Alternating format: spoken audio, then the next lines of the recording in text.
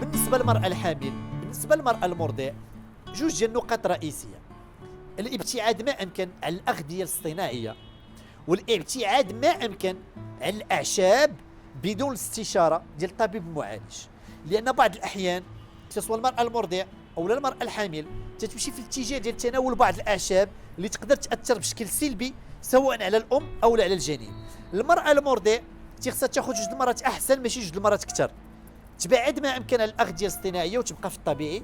والمرأة المرضع أول شيء وأول حاجة بالنسبة للمرأة المرضع أنها تعطي الثدي للرضيع ديالها.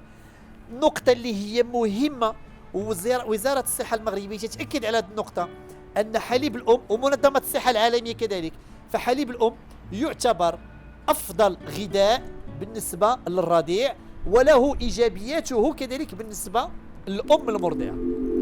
قبل ما تخرجوا ما تنسوش تابوناو في لاشين يوتيوب وبارطاجيو الفيديو مع أصحابكم في مواقع التواصل الاجتماعي، وما تنسوش ديروا جيم.